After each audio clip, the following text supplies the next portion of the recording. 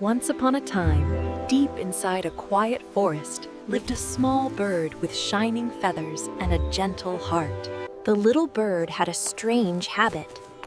Every day, she wrote her thoughts on small stones.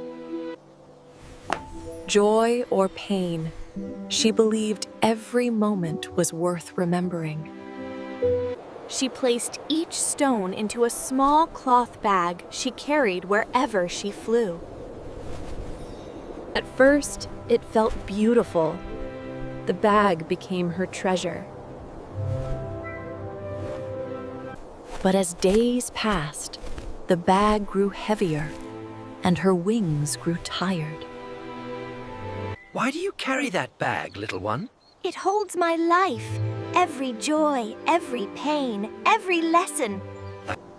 The bird flew away, but her flight was heavier than ever.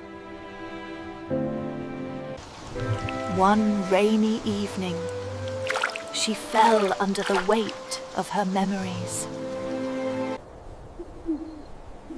Memories are meant to guide us, not carry us.